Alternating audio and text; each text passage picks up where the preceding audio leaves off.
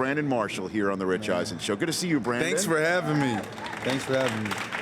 And congrats on your award last night. Yeah, thank you. I've got the Pat Summerall chalice that's right here, the Pat Summerall Award that I received last night at the Legends for Charity dinner on behalf of the St. Jude Children's Research Hospital, and you could see the reddish hue. Yeah, I was going to ask, but I didn't want to insult anyone. It's okay. My wife Susie and I and all of our friends, the two Chris's, were at the table as well.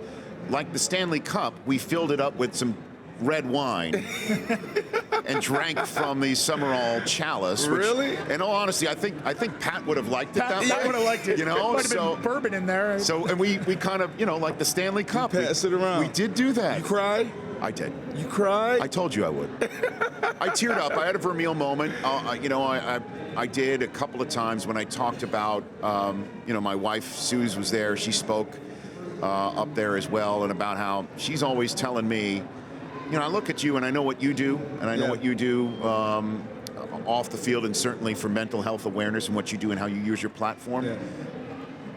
And my wife's always pushing me like, hey, you've got a platform, TV, radio, whatever. You should be doing something for charity. And I'm just always feel like, well, I'm just the guy behind the microphone talking to people like you. And I don't think of myself as somebody with a platform similar to what, say, you have. Are you serious? I do. Honestly, You're a star. I'm being honest. But no, I'm not saying this to get that response, although I greatly appreciate you saying that. And so that I kind of broke down when I talked about my wife in that way, and then also, and I know that St. Jude is for children. Stuart, I mentioned Stuart Scott, because he was a child. He's a child. That was your guy. He was a kid. Yeah. So. At any rate, thank you for saying that. What you said about You're awesome, man. I appreciate that. Well deserved. I appreciate that, and I know you being an Emmy Award nominated broadcaster in your own right. You're just trying to make sure I don't bring up Jay Cutler when we're sitting here and talking about it. Yeah, we're not going to make any quarterback news this week. Are you sure? I'm never sure. I know. I'm never sure. So, how would you rate this past season? I know that's an open-ended question. What's the scale? I mean, how are we grading? I mean, this season for the Jets was one that I'm imagining. Yeah, I mean, are we using like the number system? Let's use a number system. 1 to 10. A 1? Okay. A 1? Mm-hmm. No, you know what? I would give it a 5, and this is why I would balance it out. Mm-hmm. I balance it out because in sports, it teaches you life lessons. Like you learn from winning, you learn from losing. We talk about teamwork, work ethic, character building in adverse situations, and this was one of those years. Although it didn't go great for us when you look at statistics and our record, but we learned things about each other and ourselves that we can then take into our marriage and business and next year.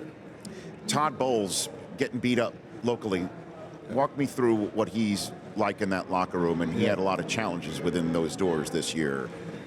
For the Jets. What type of coach is he? Is he a guy that can succeed in this league? Yeah, absolutely. I mean, he's one of the greatest minds in football, especially on the defensive side. We all know his track record there, but as a head coach, he knows every part of the game, and he can relate to everyone in the building, whether it's someone above him, I believe, or a player, because he was a player. But the best way I can describe Coach Bowles, because from the outside looking in, he doesn't give you anything. He just has a still face all the time, like that, like all the time. Right. But he's a mix between Bill Parcells and Coach Lovie Smith, two guys I've been around I really admire, and that's who he is, a very loving guy, but very fiery and passionate guy, and he's quick to call you out and put you in your place when you're not handling your business. Is the next quarterback of the Jets on the roster? Here you go. Well, I don't know the next one, but I know who we have on our roster right now. Fitzpatrick's a free agent. Geno Smith's a free agent. So we have Hackenberg and we have Bryce Petty. So we'll see what happens. I love this guy. Brandon Marshall. I'm ready for you. I stayed up all night ready for you. I knew the quarterback question was coming. I've got Brandon Marshall here on the Rich Eisen Show. All right, so let's talk about this game, because your Jets team was the last team to have a lead on the New England Patriots. Yeah. They have not We were pretty good. They have We were not pretty good. trailed in a football game. See, that's why your Since record week 12. doesn't always tell the story, right? We were the last team. Oh, your record. I thought you were referring to your record. Yeah. I thought you meant New England's record. No, I'm okay. sorry. The Jets record. Okay. Yeah, I mean, the Jets were the last team to have a lead on the Yeah. Patriots. Week 12, by the way. Well, I Insane. mean, it's not fair because when you inside your division, you know each other, right? We play Okay. against each other twice a year, so we are familiar with them. Players are familiar with their players are familiar with us. So it's always tougher in your division. That's why you'll see a team like us struggling, only put up 5 wins, and this, possibly the Super Bowl champions, they struggle with us for a half or two. So that's never fair. But what I would say is, we always talk about players. Players are great. You need players. But talent only takes you so far. To me, this game is going to be won between the matchup between Matt Patricia and Kyle Shanahan. That's where it's going to be won. They both are geniuses when it comes to putting a package together for a week. They're geniuses at being able to come out for the first half and have a game plan, scrap it if it's not working, or tweak it if need be, right there within 10 minutes. That's what makes them great. So I think that's where the matchup's going to be won. I do think that Atlanta is probably the hotter team right now when you look at that offensive side. Matt Ryan has thrown 13 different touchdowns to 13 different receivers, which is an NFL record, including tight ends and running backs. That's never been done before. This isn't Chip Kelly's offense where he took the league by storm. This isn't the Wildcat. This isn't a quarterback that we didn't think was going to run, so he was a dual threat. This is a traditional offense that presents so many different problems. So I do think it's going to be a challenge, but I'm standing with the New England Patriots. I think they'll win 31-27. Why you even gave me a score? Look There at you go. you. There you go. Look at you, Brandon Marshall. There you go. Hey, listen, Pat Summerall, that award's looking good. Well, I mean, if No, I'm just playing, man. That's like the Hall of Fame right there.